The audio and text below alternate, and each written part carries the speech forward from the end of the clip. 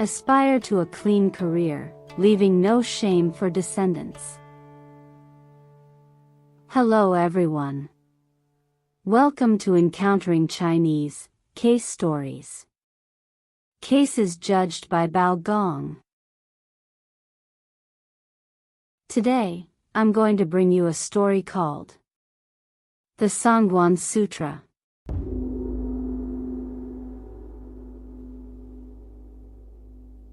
In Fenghua County, there lived a scholar named Cheng Wenhuan, who was married to a woman surnamed Li.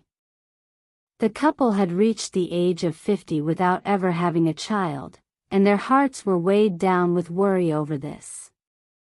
One day, Cheng Wenhuan heard that the Qingyan temple nearby was home to deities famed for granting children to those who prayed for them, and that everyone who had gone there with such a wish had seen it fulfilled.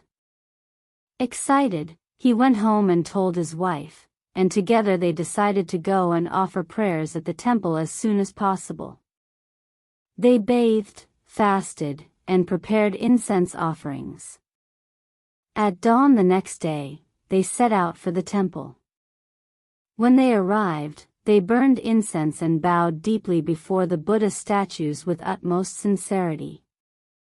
The monks of the temple warmly invited them to stay for a vegetarian meal, and afterward suggested they visit the scripture hall and enjoy the scenery within the temple grounds. After wandering for some time, the couple grew tired and went to rest in the abbot's quarters.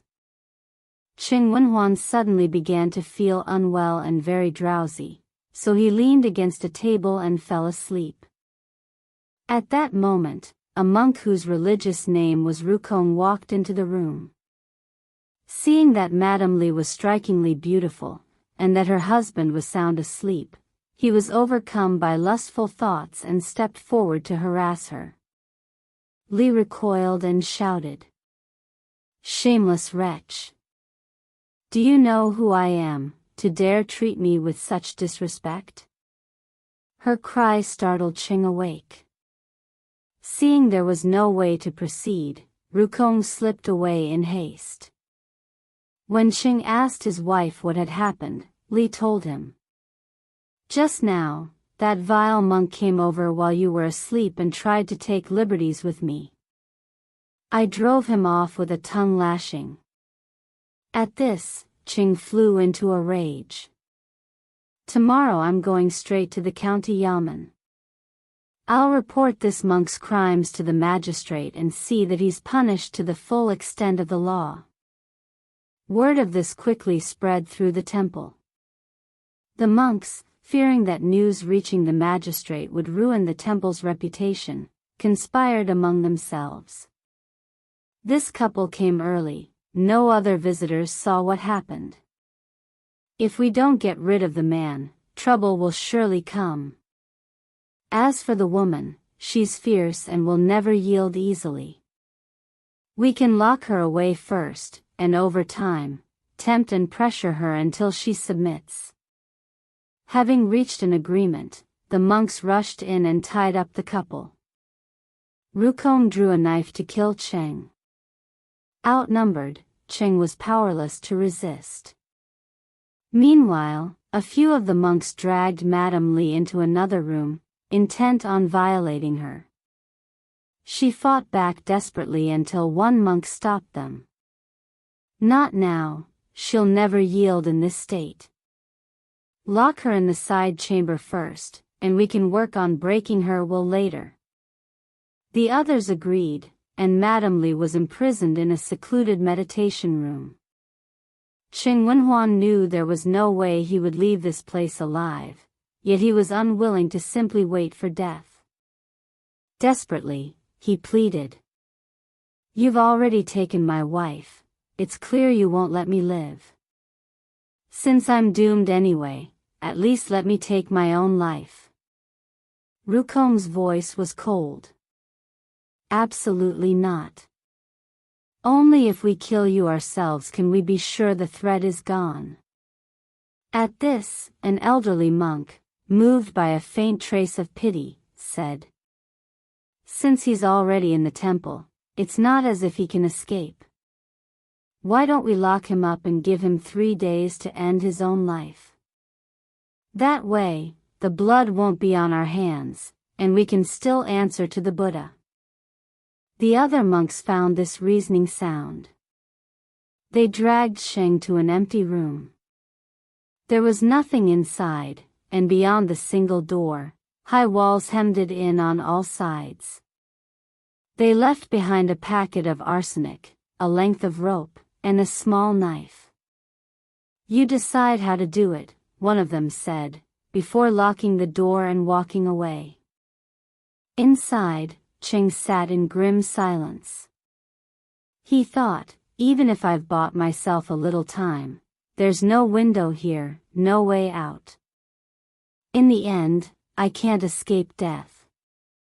There wasn't even a stool to sit on, so he slumped against a pillar, helpless. With no other hope, he began to chant scriptures. Cheng had long been in the habit of reciting the scripture of the 3 officials, which was said to avert disaster. Over and over, he chanted it, praying that the gods might deliver him and his wife from their plight. Meanwhile, Bao Gong was on imperial orders to inspect Zhejiang. Having just passed through Ningbo, he was on his way to Taizhou. That night, while lodging at the Baijiao postal station, he had a vivid and peculiar dream. 2 divine generals appeared before him and said, "By the order of the High God, we invite your lordship to visit Qinyin Temple." Bao Gong asked, "And how far is Qinyin Temple from here?" The generals replied, "It's a little over 25 kilometers." Following them, Bao Gong soon came upon a temple. Over the gate hung a gilded plaque inscribed, "By imperial decree, Qinyin Temple." He stepped inside, wandering through its halls until he came to an empty room. There, curled at the base of a pillar, was a great tiger. Just then, he awoke with a start, thinking, that was a strange dream indeed, there must be something behind it. At dawn, he summoned the local postmaster and asked, "Is there a temple here called Qinyin Temple?" The man replied, "Yes, my lord. It's about 50 li from here, a grand place, always crowded with worshippers. The monks there are quite wealthy." Bao Gong said, "Today, I'm going to that temple myself." He ordered his men to ready the horses, and the party set off for Qinyin Temple. When they arrived, the monks came hurrying out to greet him. Bao Gong stepped through the gates and looked around. Every scene matched exactly what he had seen in his dream the night before. He passed through the scripture hall, turned left into a narrow lane, and came to a hall called Jingxin Zhai, the Chamber of Pure Mind. Inside, he noticed a small locked door. It looked exactly like the place in his dream where the tiger had been crouching. "Open it," Bao Gong commanded. The monks blanched. "That's the patriarch's meditation room, my lord, even we dare not open it." Bao Gong frowned. "And why not?" They exchanged uneasy glances. "There's an evil spirit sealed inside. It mustn't be disturbed." Bao Gong snapped, "Nonsense. There are no such things as evil spirits, and even if there were, if any harm comes to me, I'll bear it myself." Still the monks hesitated, so Bao Gong ordered his constables to smash the lock. The door swung open, and there, slumped at the base of a pillar, was a man, half-starved and barely conscious. They rushed to lift him up, gave him some water, and slowly brought him around. Bao Gong immediately ordered the temple surrounded. Sensing trouble, the monks tried to flee through the back. There were 50 or 60 of them in all, and knowing the temple's layout, most slipped away. Only a dozen or so were caught at first. Before long, the constables also rounded up an elderly abbot, nearly 70, along with some 30 novice monks. Bao Gong had food brought to the rescued man, and after a long while, he was able to speak. "My name is Sanguan," he said. "I'm a licentiate from Fenghua County. I'm almost 50 and still without a son. I came here with my wife to offer incense and pray for a child. I was drowsy and fell asleep in a monk's quarters, while my wife sat nearby. The wicked monk Rukong, lusting after her beauty, tried to molest her. My wife shouted at him, which roused me from sleep. The other monks took offense. I complained a few words, and they decided to kill me. I begged them to let me end my own life, so they locked me in that room and left me a rope, a knife, and a packet of poison. With no hope of escape, I recited the scripture of the three officials again and again, praying for divine help. Never did I imagine I'd be saved by you, my Lord. You've given me back my life." Bao Gong replied. "Last night, I dreamed of two divine generals who told me they had received a decree from the High God, and came to guide me. I followed them to this very temple. Outside the room where you were kept, I saw a tiger crouching by the door. This morning, I came according to the dream, and here you are.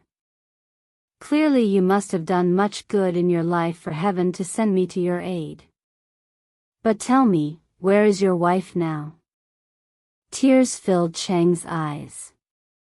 "Those wicked monks took her away. I don't know where she is." Bao Gong then interrogated the monks. They confessed.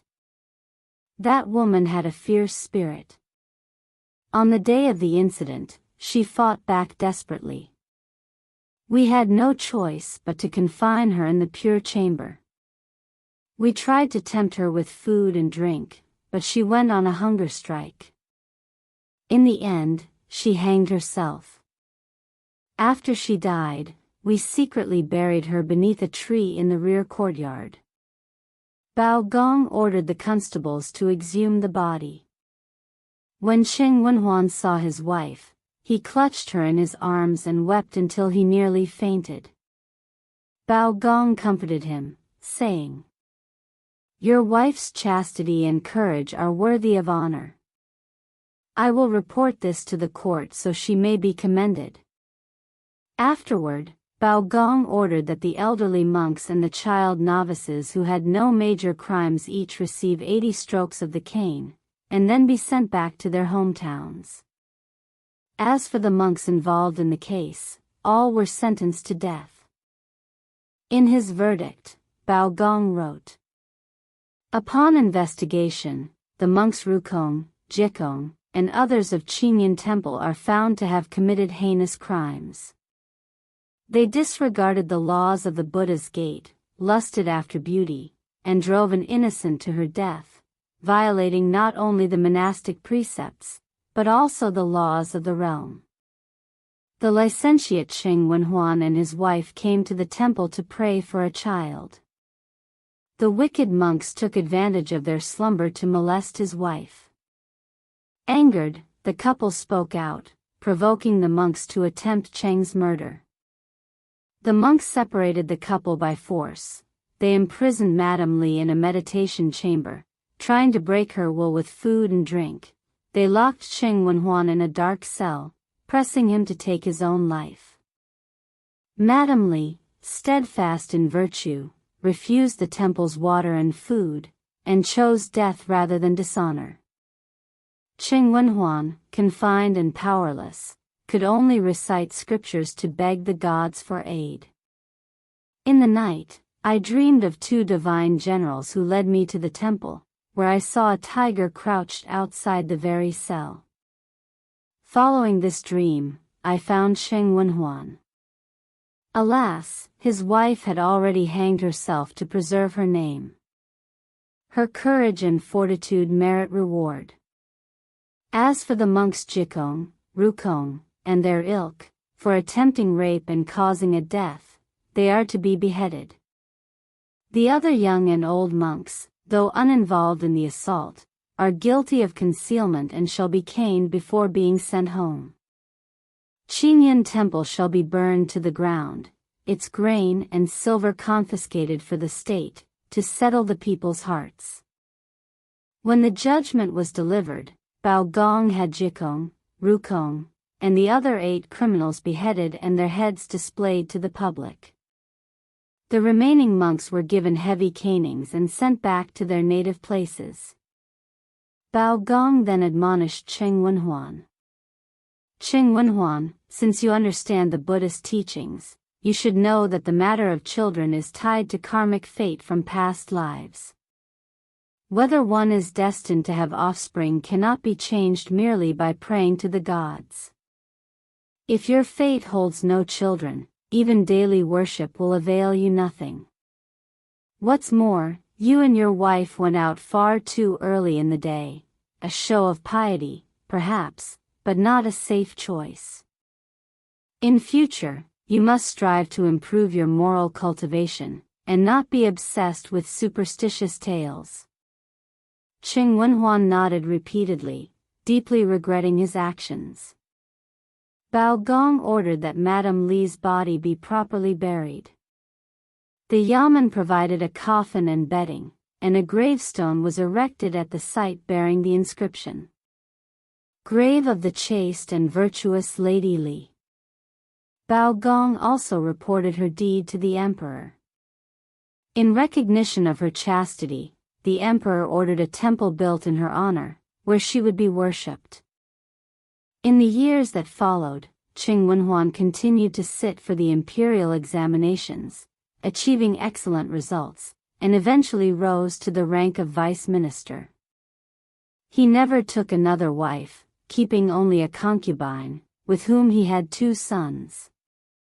As for the tiger in Bao Gong's dream, later generations believed it was a manifestation of divine protection, granted because Cheng Wenhuan had recited the Sanguan Sutra with unwavering sincerity. Alright. Today's case story, the Sanguan Sutra, concludes here. If you enjoyed it, please like and subscribe. Please also encourage everyone to comment and share with others. See you again in the next issue.